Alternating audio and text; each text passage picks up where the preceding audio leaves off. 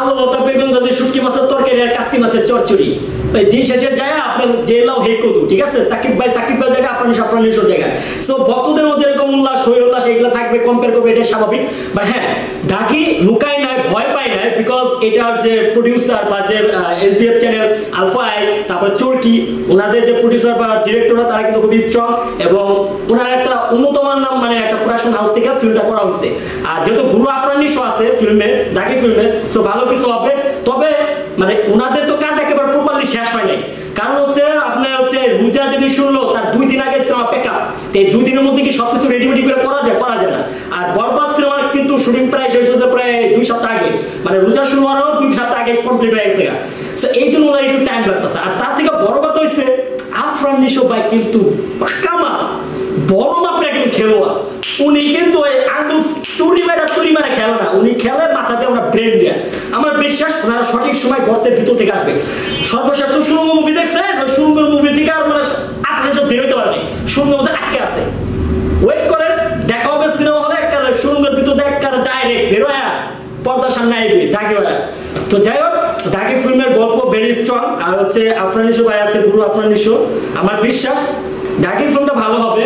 যদিও শিহাব শাহিন পরিচালক ওনার পূর্বে যে সিনেমাগুলো ছিল ওইরকম হয়তো ওইরকম পায় নাই কিন্তু আমার বিশ্বাস এইবার আফরানিশোর কারণে হয়তো শিহাব শাহিন নিজে একটা ফ্যান পেজ তৈরি করতে পারবে আর যেহেতু গুরু আফরানিশো আছে আমার ভালো সিনেমা হবে ভালো গল্প হবে আর ভক্ত যারা আছে আর কি যারা মানে ইন্টারনেটে বা সোশ্যাল মিডিয়া বলতেছে ভয় লুকাইছে পলাইছে হ্যাঁ তার মধ্যে কোনো খবর নাই ভয় পাইছে এগুলো পাই আসলে ওনাদের মধ্যে বলবে এটাই স্বাভাবিক ওই দিন শেষ দিলেও হিকো দুধে একটা ডায়লগ কিন্তু মারছি আলু ভর্তা বেগুন ভাজি শুটকি মাছের তরকারি আর কাস্তি মাছের চচ্চড়ি বুঝো নাই দুধু খায় না আচ্ছা মিস্টার শান্ত খান আপনি কার ভক্ত আপনি আসলে শাকিব খানের ভক্ত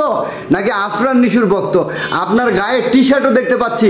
আফরানিশো লেখা এর কারণটা কি আমি বুঝতে পারলাম না আপনাকে মাঝে মাঝে দেখি শাকিব খানকে নিয়ে কথা বলতে মাঝে মাঝে দেখি ইকবাল ভাইকে নিয়ে কথা বলতে মাঝে মাঝে দেখি আপনার রোশন ভাইকে নিয়ে কথা বলতে মাঝে মাঝে দেখি আপনাকে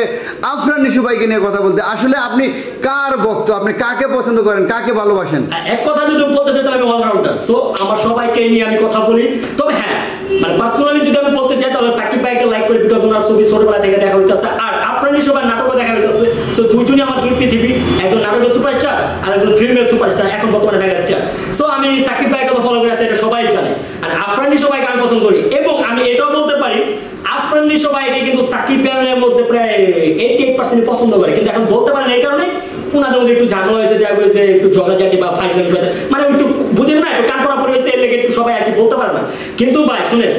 আমরা সিনেমা দেখতাম সিনেমা হলে বছরে 2টা 3টা কিন্তু সারা মাস কিন্তু প্রতিটা মাসে আমরা নাটক দেখতাম ইউটিউবে এখনো দেখি বাট এখন তো ওই নাটকের জগৎটা নাই আফরানিশো তো চলে আসছে এখন আস্তে আস্তে অপূর্ব চলে আসতেছে তো যার কারণে আমরা নাটক ওইভাবে আগের মতো দেখতে পারি না তবে হ্যাঁ একটা সময় আগে থেকে আমি গুরু আফরানিশোকে পছন্দ করি ওনাকে ফলো করি সাকিব ভাইকে ফলো করি আর এই যে টি শার্ট দেখতে পাচ্ছেন আফরানিশো এটা আমাকে স্পন্সর করা হয়েছে ওনার গ্রুপ থেকে আমি দেখা করেছিলাম ওনার ইভেন্টে গিয়েছি ওনার বার্থডেতে সো আলহামদুলিল্লাহ অনেক ভালো ওনাদের বিয়ে করে এত সুন্দর এত ভালো যা বলার পরে ওনার সম্পর্কে অনেক খারাপ কথা শুনছি বাট ওনার সাথে দেখা হওয়ার পরে আমার যেটা মনে হয়েছে বা রিয়েলাইজ করছি না he is a good person and he is a very good actor আর সব থেকে বড় কথা ওনার মন মানসিকতা অনেক ভালো সো সব দিকে বিবেচনা করে দেখলে উনি ওনার জায়গায় থাকবে যায় আমি যদি বলি আমি আফরানিশোর গুরু বা আফরানিশোর আমি ভক্ত চরম লেভেলের ভক্ত আমি শাকিব খানের ভক্ত না কি শাকিব খান কি আকাশ থেকে মানিতে পড়বে না আমরা যদি এটা বলি আফরানিশোর ভক্ত শাকিব খানের কি বলে শাকিব খানের ভক্ত আফরানিশোর ভক্ত না আফরানিশোর নিচে নামবে না সো ওনারাও দুজন দুই জায়গায় আর একজন মানুষ দুজন ব্যক্তিকে পছন্দ করে এটা সিম্পল একটা বিষয় আর এটাকে অনেকে বড় করে দেখতে পারে যাই হোক নর্মাল একটা বিষয় আমি নিশো ভাইকেও পছন্দ করি সাকিব ভাইকেও পছন্দ করি পুরো গোটা ফিল্ম ইন্ডাস্ট্রি অনেক মানুষকে পছন্দ করি আচ্ছা ধরেন আমি বললাম না হচ্ছে আফরানিশো বা ওনার যা টিম আছে দাগি টিম পুরাটাই বরবাদ সিনেমা টিজার দেখে একেবারে মুখে পড়ছে সুরঙ্গের মধ্যে ঢুকে গেছে সঠিক সময় মতো দাগি টিজার বা ফাস্ট ফুড বা ট্রেইলার নিয়ে ব্যাক করবো তখন কিন্তু পুরো একটা ঝড় উঠে যাবো বুঝেন না ব্যাপারটা খিমা খাবার বলে যাচ্ছি সো যাই হোক ওনারা এখন লুকায় নাই আছে কারণ বুঝেন না আফরানিশো তো সুরঙ্গ মুভি করার পরে প্রায় 10-15টা মুভির অফার পাইছে একটাকে কিন্তু অ্যাকসেপ্ট করে রিজেক্ট করেছে বিকজ দাগি ফিল্মটাকে অ্যাকসেপ্ট করছে ওনার কাছে মনে হয়েছে যে দাগি বেস্ট গল্প বেস্ট মুভি বেস্ট স্টোরি এবং হচ্ছে এটা স্টোরি ভেরি স্ট্রং এই জন্য উনি এটা সাইন করছে এবং এটার গল্পে উনি নিজেকে ফুটিয়ে তুলেছে সো আমার এটাও বিশ্বাস উনি লুকায় নাই উনি আছে একটু আড়ালে একটু রিল্যাক্স করতেছে সময় হলে have a relax you not for mind দেখাই দিব বুঝলেন ওয়েট করুন আসবে খুব শীঘ্রই কামিং সুন টিজার আর ট্রেলার কিংবা পোস্টার যেগুলো একটা আসবে আর কি। আচ্ছা এবার ঈদে বেশ কিছু সিনেমা রিলিজ পাচ্ছে, তার মধ্যে অন্যতম বরবাদ, দাগি,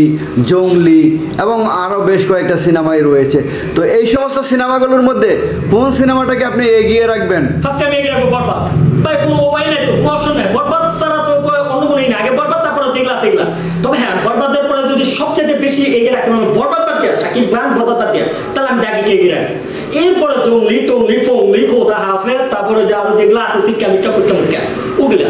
কিন্তু ঈদে এবার খেলা খেলবে দুইজনই, এক শাকিব খানের বরবাদ আর একজন গুরু আফরান নিশোর দাগি। সো খেললে দুটাই খেলবো। আর একটা চলবে